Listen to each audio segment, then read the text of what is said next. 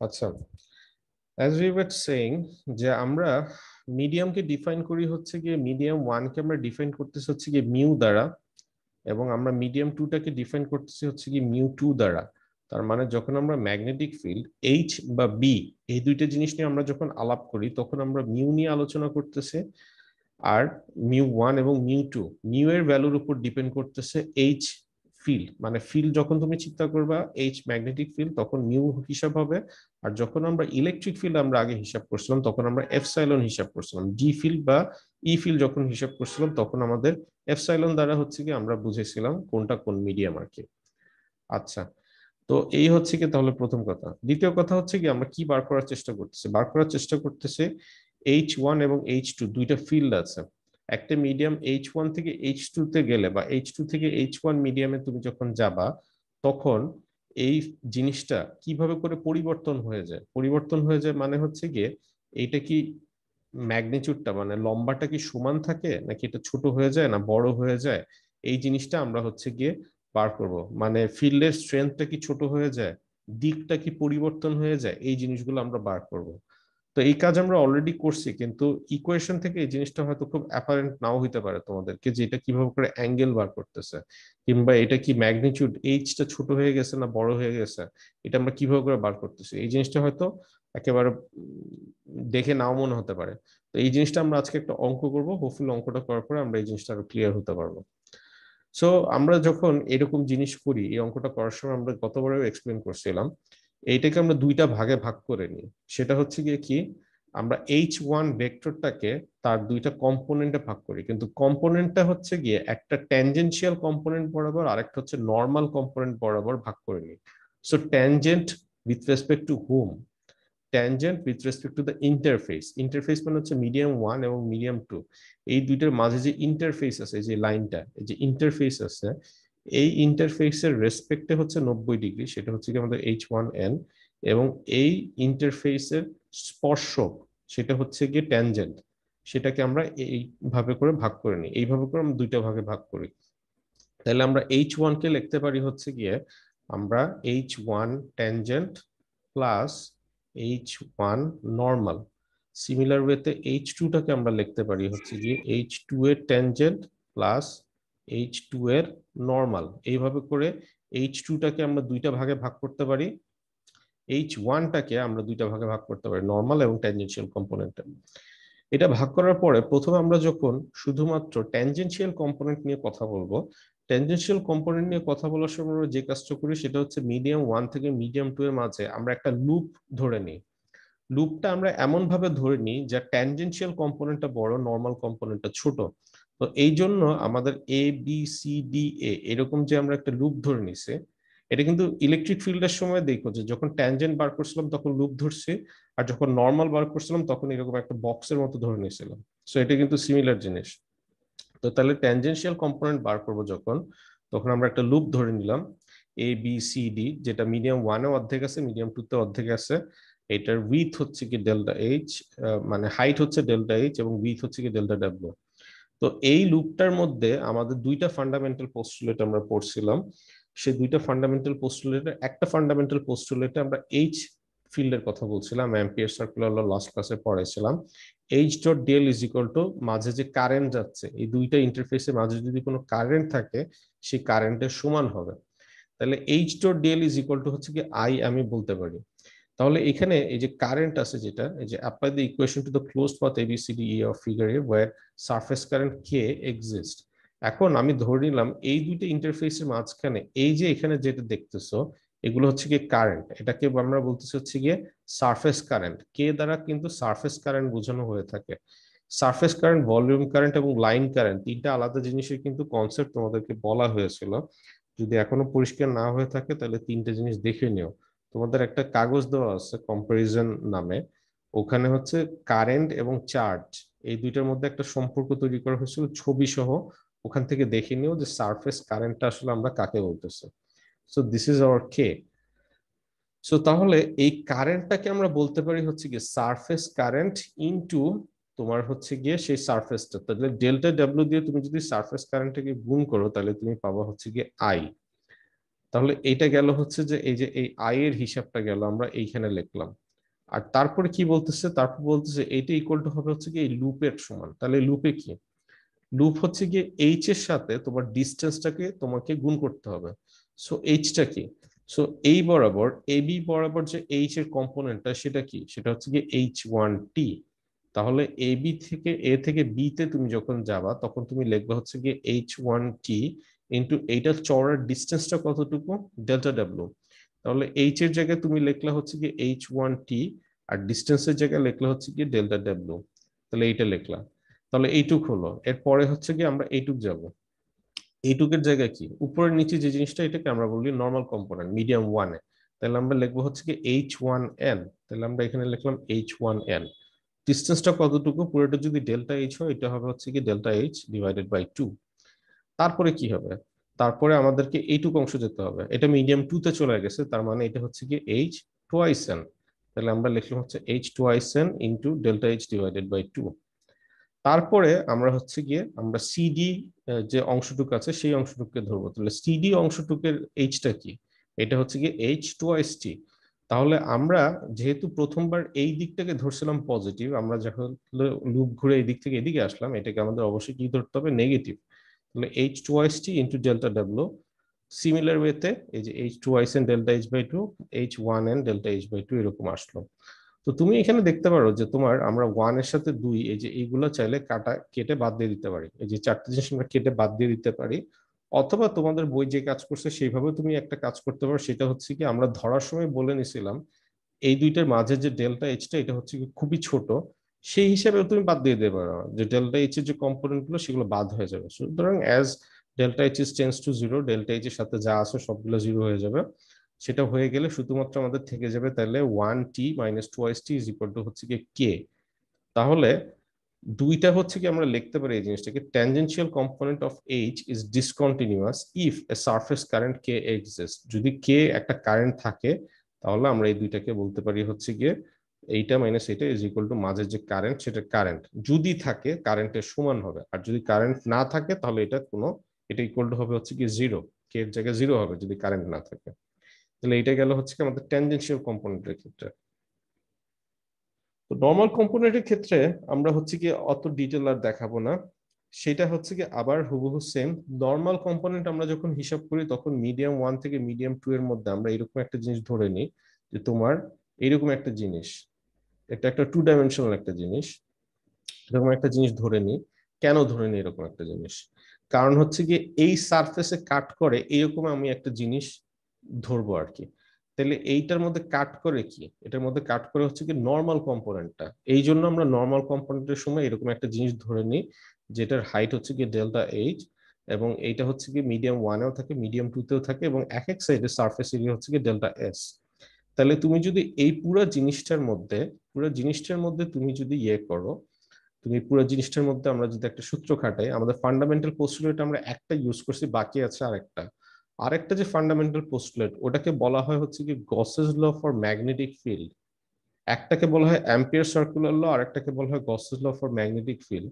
So এই সূত্রটা তুমি যদি ইউজ করো সেটা হচ্ছে কি B dot dS is equal to zero, মানে বি ফিল্ড তার সাথে সারফেস এরিয়াকে তোমার গুণ করতে হবে। তাহলে এই সূত্রটা আমরা যদি ইউজ করি তাহলে আমরা লিখতে পারি এইখানে সারফেস এরিয়া কোথায় আছে, উপরে একটা সারফেস এরিয়া আছে, নিচে একটা সারফেস এরিয়া আছে, সাইডেও কিন্তু সারফেস এরিয়া থাকার কথা। এটা কিন্তু যেহেতু একটা চোঙার মতো বা সিলিন্ড্রিক্যাল অবজেক্ট, তাহলে এটা সাইডেও কিন্তু সারফেস এরিয়া আছে, কিন্তু তোমাদের বই একবারই নাকচ করে দিচ্ছে প্রথমে, যেহেতু delta H tends to zero, তার মানে সাইডে অলমোস্ট কোনো সারফেসই নাই, তোমার এটা হাইট খুবই ছোট। এই জন্য প্রথমেই এটা হচ্ছে গিয়ে মাঠে মেরে দিচ্ছে যে নর্মাল কম্পোনেন্ট এখানে কোনো কাটই করবে না, সুতরাং আমরা সাইডের কোনো সারফেস আমরা ধরতেছি না। সুতরাং সারফেস আছে আমাদের উপরে এবং সারফেস আছে নিচে। এই কাজটা আমরা আগেও করেছিলাম, আগে আর একটু বড়সড় ভাবে করছিলাম, কিন্তু তোমাদের এইখানে ক্ষেত্রে মানে বলে দিচ্ছে delta is tense to zero. এই জন্য তুমি সরাসরি ভাবে এই জিনিসটা বাদ দিয়ে দিতে পারো, কারণ জিনিসটা ছোট করছে। একই জিনিস যেহেতু দ্বিতীয়বার পড়ানো হচ্ছে, মানে তোমাদের বইও আসলে বলতে পারো যে তারাও একটু শর্টকাট করছে যে তোমার আগের মতো দেখে নাও, delta H tends to zero এইভাবে করে সরাসরি ভাবে শেষ করে দিচ্ছে যে তোমার সাইডে কোনো কাট করবে না। এটা সেখানে বলা হয়েছে apply the Gauss equation to the pill box. এই জিনিসটাকে পিল বক্স বলা হচ্ছে বা Gaussian surface of the figure, and allowing delta H tends to 0, আমরা পাবো হচ্ছে কি শুধুমাত্র উপরের সারফেসে B1টা কাট করবে, নিচের সারফেসে B2টা কাট করবে।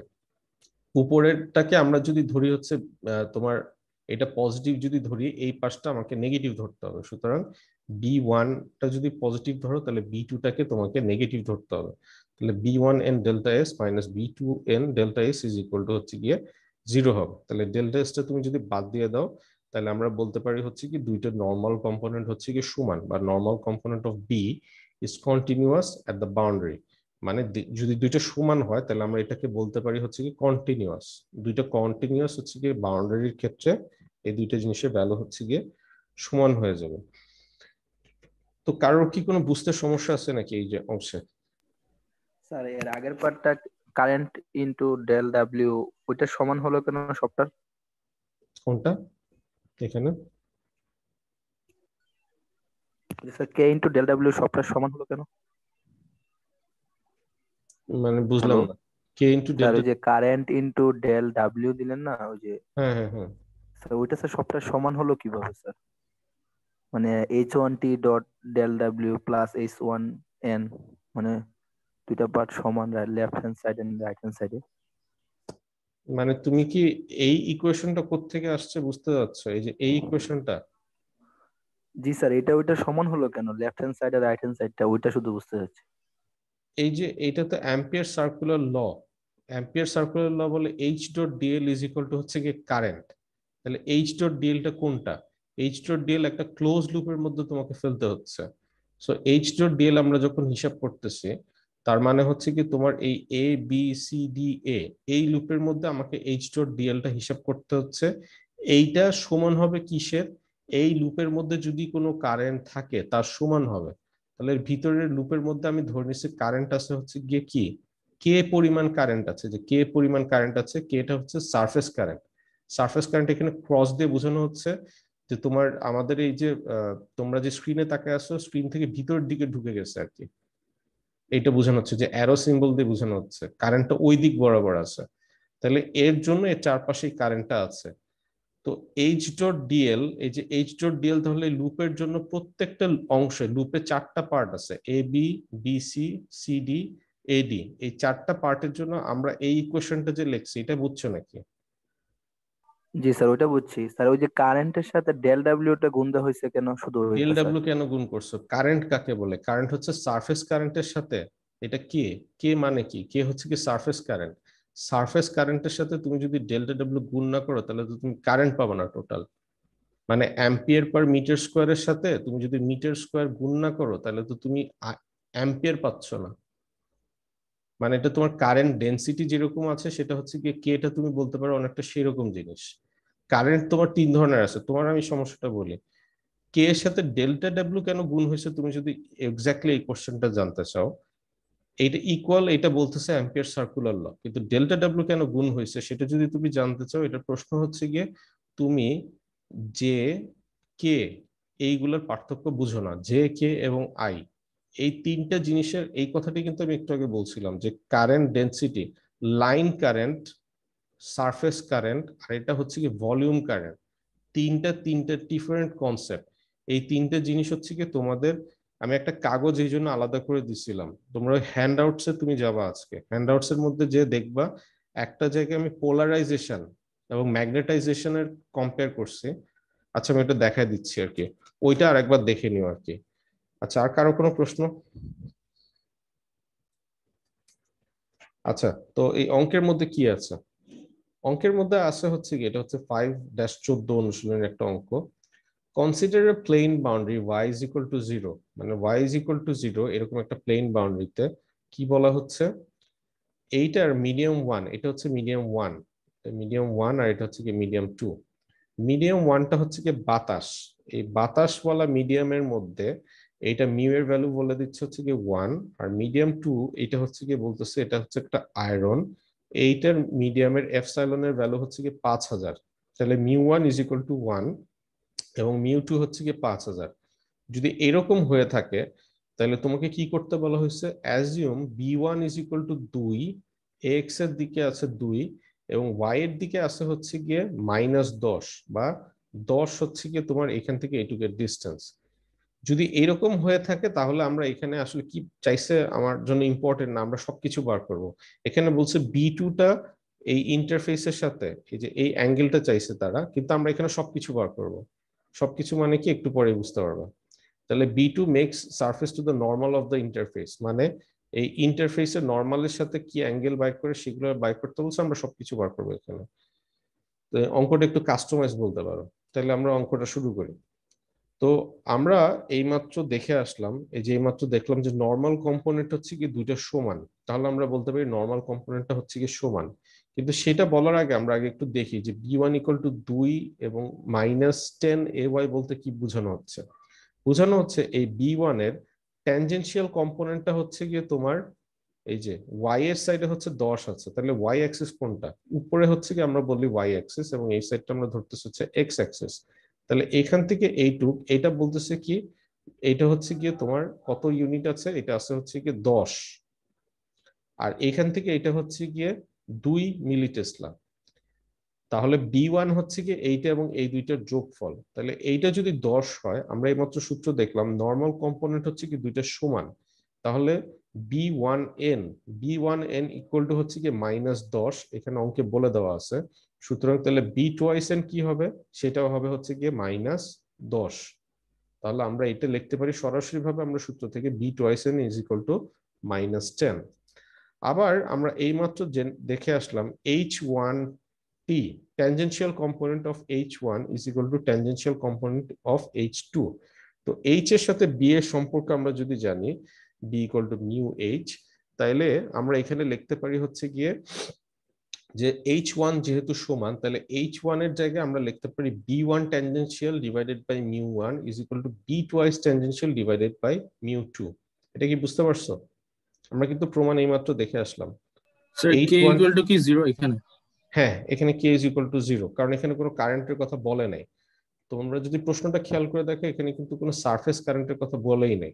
আর আমরা যদি যখন এই প্রমাণটা দেখছিলাম, এখানে বলা হয়েছিল if a surface current K exist then they will be discontinuous. তার মানে এইটা ইকুয়াল টু হবে হচ্ছে কে এর সমান, আর কে যদি 0 হয়ে যায় তাহলে H1 is equal to H2। তো সেখান থেকে আমরা বলতে পারি হচ্ছে গিয়ে তাহলে B2, মানে তাহলে আমরা যেহেতু K is equal to 0, আমি এটা উল্লেখ করতে পারি যেহেতু K is equal to 0, তাহলে আমরা লিখতে পারি B twice T is equal to mu2 divided by mu1 into B1T। তাহলে B1T হচ্ছে কি তোমার এখানে 2 দেওয়া আছে, যে এখান থেকে হচ্ছে যেটা 2, তাহলে এটা 2, আর mu2 হচ্ছে কি তোমার 5000, mu1 হচ্ছে 1, মানে এয়ার এর মিউ এর ভ্যালু হচ্ছে 1 পারমিয়াবিলিটি, এবং এয়ার এর সরি আয়রনের মিউ এর ভ্যালু হচ্ছে 5000। তাহলে তুমি যদি গুণ করো তুমি পাবা হচ্ছে কি 10,000। তাহলে আমরা ট্যানজেনশিয়াল এবং নর্মাল আলাদা আলাদা ভাবে পেলাম। আমরা যদি B2টাকে পুরো ভাবে লিখতে চাই, তাহলে B2টাকে আমার লিখতে হবে নর্মাল কম্পোনেন্ট এবং ট্যানজেনশিয়াল কম্পোনেন্টের যোগফল, তার মানে হচ্ছে 10,000 AX minus 10 AY মিলি টেসলা, কারণ ইউনিট তোমার বলে দেওয়া আছে হচ্ছে মিলি টেসলায়। সুতরাং আমাদের এইটার ইউনিটও হবে হচ্ছে গিয়ে মিলি টেসলা। তাহলে কিন্তু আমরা B2টা পেয়ে গেলাম আর কি। সো এইভাবে করে কিন্তু আমরা আগের চ্যাপ্টারেও এই একটা অঙ্ক ছিল, এবং আমি তোমাদের বলছিলাম উদাহরণে অঙ্কটা করে দেওয়া আছে। এটা আমি অনুশীলনের অঙ্ক করাইতেছি, কিন্তু ইলেকট্রিক ফিল্ডের সময়, ইলেকট্রিক ফিল্ডের যে ইয়ে ছিল সেই সময় এর যে অঙ্কগুলো ছিল, এর ক্ষেত্রে এক্স্যাক্টলি সেম অঙ্ক একটা সাদিকুর বইয়ের মধ্যে করে দেওয়া আছে, সেটা আমি তোমাদেরকে করতে বলছিলাম। এটাই আর কি করাচ্ছি আমরা এখন। আচ্ছা, তো আমরা এখন আরেকটা ভাবে দেখবো আর কি এই অঙ্কটা আরেকভাবে করা যায়। তো এইটা নিয়ে আসলে আমি একটু আগে যে তোমাদেরকে পড়াচ্ছিলাম,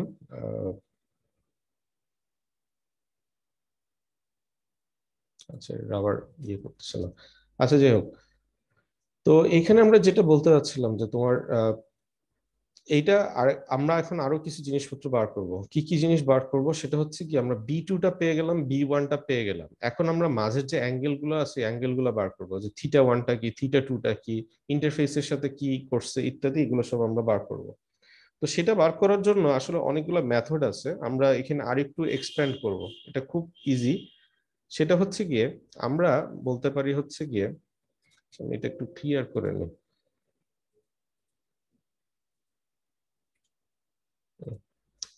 আচ্ছা, তো আমরা যেটা বলতে যাচ্ছিলাম যে B1n is equal to B twice n, আমরা এই মাত্র এটা দেখে আসলাম। এখন B1n জিনিসটা কি? B1n হচ্ছে যে নীল রঙের যে জিনিসটা, সেটা হচ্ছে B1n। উপরে যে ত্রিভুজটা আছে, এই ত্রিভুজের মধ্যে তুমি যদি খেয়াল করো, B1n কে, এই মাঝের অ্যাঙ্গেলটা যদি θ1 হয়ে থাকে, B1n কে কি লেখা যায়? বি এর রেসপেক্টে, বি এর রেসপেক্টে লেখা যায় হচ্ছে কি B1 cos θ1। এবং B twice n কি কি লেখা যায়? যে B twice n কি লেখা যায়? B2 রেসপেক্টে লেখা যায় হচ্ছে কি B2 cos θ2। একবার ইজি জিনিস।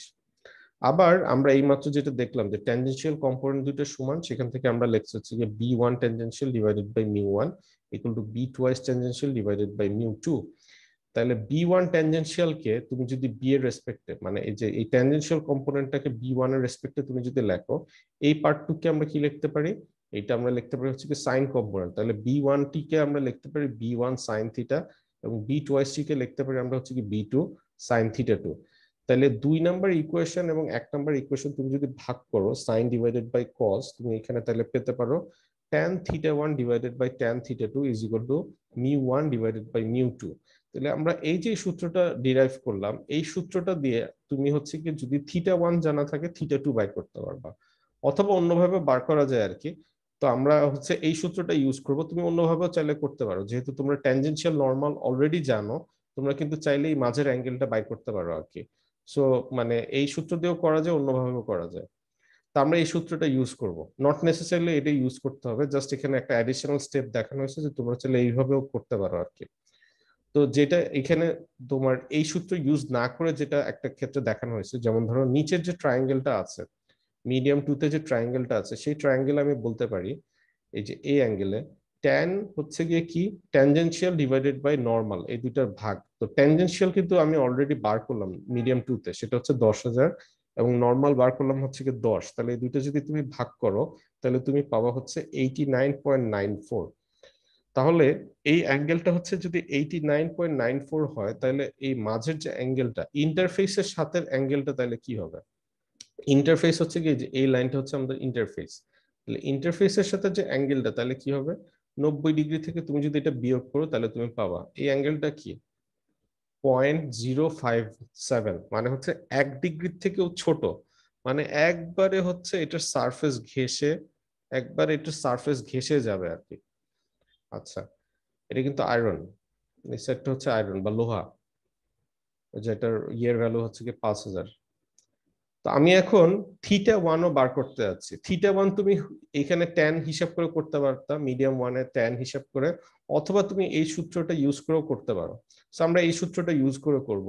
তো এই সূত্র অনুযায়ী হচ্ছে θ1 কি হবে? θ1 হচ্ছে কি μ1 ডিভাইডেড বাই μ2, এবং ট্যান এই জিনিস আছে আর কি। তাহলে ট্যানের ভ্যালু এইভাবে বসায় তুমি যদি এখানে আবার এখানে ট্যান ইনভার্স করো, ট্যান ইনভার্স তুমি যদি করো, তাহলে তুমি পাওয়া হচ্ছে গিয়ে 0.1909 এরকম একটা ডিগ্রি। তার মানে এটাও কি এই θ1 জিনিসটা কি? θ1 হচ্ছে গিয়ে এই লম্বর সাথে কত ডিগ্রি অ্যাঙ্গেলে, তাহলে এইটা কিন্তু হচ্ছে গিয়ে কত, একেবারে 0.1, মানে হচ্ছে 1 ডিগ্রির হচ্ছে তোমার কি অনেক অনেক কম। তাহলে এটা বলতে যাচ্ছে, তোমার যে অঙ্কটা যেটা বলতে যাচ্ছে সেটা হচ্ছে গিয়ে আমার B1টা হচ্ছে একবারে তোমার এই ওয়ালের সাথে ঘেঁষা, এবং B2টা হচ্ছে একবার এই ওয়ালের সাথে ঘেঁষা। এটা হচ্ছে আমাদের B1, আর এটা হচ্ছে গিয়ে B2। আমি যদি এটা এই অঙ্কটা বুঝছো কিনা? জি স্যার। আচ্ছা, যদি আমি এটা কনক্লুশন ড্র করতে চাই, এটার একটা প্র্যাকটিক্যাল অ্যাপ্লিকেশন আছে। সেই প্র্যাকটিক্যাল অ্যাপ্লিকেশনটা কি, কিন্তু অন্য সেকশনেও বলছি, আসলে তোমাদেরকেও বলি। প্র্যাকটিক্যাল অ্যাপ্লিকেশনটা হচ্ছে গিয়ে যে তোমার এইটা কিন্তু আয়রন ছিল মিডিয়াম টুটা, আর এটা ছিল বাতাস। তার মানে বাতাসে তুমি হচ্ছে কি একটা ম্যাগনেট ধরছো, এই ম্যাগনেটিক ফিল্ড হচ্ছে কি B1। এই ম্যাগনেটিক ফিল্ডটা আয়রনের ভিতরে পেনিট্রেট কিন্তু করতে পারে নাই, বা বেশিটা কি করতে পারে নাই, বেশি ভিতরে ঢুকতে পারে নাই। এটা কি হয়ে গেছে, অলমোস্ট সারফেস বরাবর চলে গেছে। এটা তো একেবারে ভিতরে ঢুকে যেতে পারতো, তাই না? সেটা কিন্তু হয় নাই, এটা অলমোস্ট সারফেস দিয়ে চলে গেছে। তার মানে ম্যাগনেটিক ফিল্ড কিন্তু কোনো লোহা বা ফেরো ইলেকট্রিক যে ম্যাটেরিয়াল গুলো আছে তার ভিতরে বেশি দূর যেতে পারে না।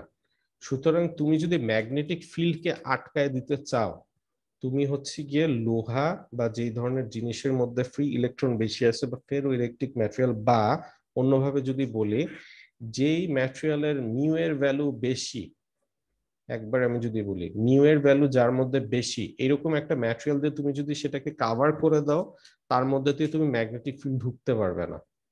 সো এটাকে বলা হয় শিল্ডিং বা শিল্ড, তোমার ম্যাগনেটিক ফিল্ড থেকে শিল্ড করতেছে।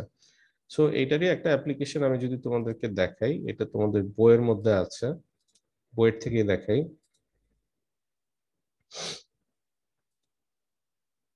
এখানে যেটা বলছে সেটা হচ্ছে গিয়ে, এটা একটা ভিতরে ইয়ে আছে, কম্পাস আছে, এটা একটা কম্পাস আছে, এখানে আর একটা কম্পাস আছে। যে magnetic screening, iron shield protecting a small compass, compass gives error without the shield.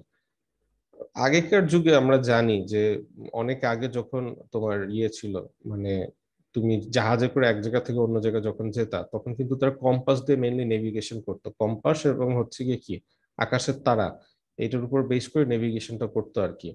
তো কম্পাস হচ্ছে কি, তোমার ধরো আশেপাশে কোথাও বজ্রপাত হলো, এই বজ্রপাতের জন্য কম্পাসের 12টা বেজে গেল, খুব ভালো কম্পাস লাগবে, এতে তো কোনো ডাউট নেই, কারণ কম্পাসে একদিক দিয়ে এদিক ওদিক হলে তুমি দেখা যাবে যে তুমি আমেরিকার বদলে তুমি মেক্সিকোতে পৌঁছে গেছো।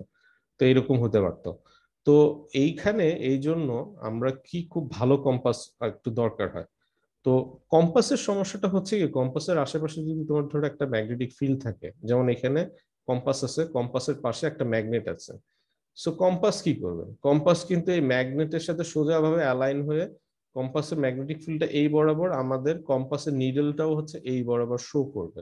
কিন্তু আমি চাই যে এই কম্পাসটা শুধুমাত্র আর্থের ম্যাগনেটিক ফিল্ডের সাথেই সে হচ্ছে গিয়ে কি থাকে, অ্যালাইন থাকুক, অন্য কিছুর সাথে না।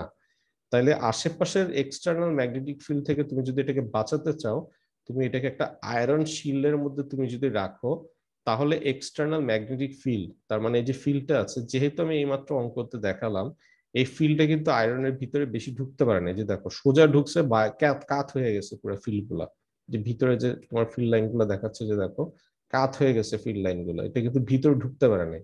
ভিতর ঢুকতে পারলে কিন্তু এটা 12টা বাজায় দিত। তো সেটাই এখানে বলার চেষ্টা করছি তোমাদের বইয়ের মধ্যে। এই যে এখানে, এই যে এটা কোথায় আছে, এই জিনিসটা আমি তোমাদেরকে কিন্তু পড়তে বলছিলাম, এই জিনিসটা আমি তোমাদের লাস্টের দিন পড়তে বলেছিলাম। এই যে যেখানে এই যে classification of materials based on হচ্ছে এই যে চি, বা হচ্ছে গিয়ে তোমার সাসেপ্টিবিলিটি অফ ম্যাগনেটিক ম্যাটেরিয়াল, এরপরে এই জিনিসটা আছে ডায়াম্যাগনেটিক, প্যারাম্যাগনেটিক, এবং এরপরে এই যে এই জিনিসটা আছে, এবং তারপরে কিন্তু এই বিএইচ কার্ভটা ছিল, যেটা আমি লাস্ট ক্লাসে তোমাদেরকে পড়তে বলছিলাম। সো এইখানে তোমাদের এই জিনিসটার প্র্যাকটিক্যাল একটা অ্যাপ্লিকেশন বলা আছে এখানে, এই যে এখানে যেটা লেখা আছে। For conductors, ferromagnetic materials such as iron and steel used in screening or shielding to protect sensitive electrical devices from disturbance from strong magnetic field. বাইরে strong magnetic field থেকে তুমি যদি একটা জিনিস protect করতে চাও তোমার ইয়েটাকে, তাহলে you need this. In the example of a typical iron shield shown in figure 8.1, for the compass is protected. Without the iron shield, the compass gives an erroneous reading owing to the effect of the external magnetic field. For perfect screening, it is required that the shield have infinite permeability. তার মানে হচ্ছে mu এর value যখন infinity হবে, 100% B সেটাকে আটকায় দিবে। এই যে এখানে আমরা আজকে যে অঙ্কটা করলাম, সেই অঙ্কটার মধ্যে কিন্তু সেই জিনিসটি আমরা দেখলাম। মিডিয়াম 1 এর মিউ এর ভ্যালু ছিল হচ্ছে 1, মিডিয়াম 2 এর মিউ এর ভ্যালু হচ্ছে গিয়েছিল 5000, অঙ্কের মধ্যে যেটা বলে দিচ্ছে, এই যে 1 এবং 5000। সুতরাং যেখানে মিউ এর ভ্যালু বেশি, সেখানে কিন্তু বি ফিল্ডটা আটকায় দিচ্ছে। তাহলে আমরা যখন জাস্ট শুধুমাত্র আলাদাভাবে বি এর কথা চিন্তা করতেছি, বি কে আটকানোর, এটা হচ্ছে কি একটা ভালো উপায়।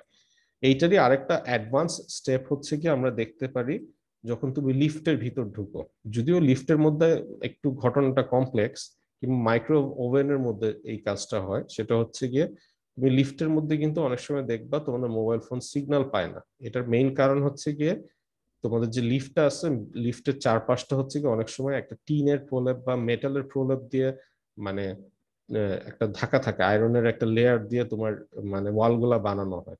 এই জন্য অনেক সময় আমাদের মোবাইল ফোনের সিগন্যাল জিরো হয়ে যায় আর কি। ওখানে যদি লোহা না দিয়ে অন্য কিছু দিতা, মানে যেমন ধরো প্লাস্টিকের যদি বানাতা, সেক্ষেত্রে কিন্তু তোমার মোবাইল ফোনের সিগন্যালটা তুমি ঠিকই পেতা। সো এই যে অঙ্ক আছে, এই অঙ্কটা জাস্ট এই মাত্র আমি যেটা বললাম সেই জিনিসটাকে রিএনফোর্স করা, আর কিছুই না। তো কারো কোনো প্রশ্ন আছে এই নিয়ে? নাই। আচ্ছা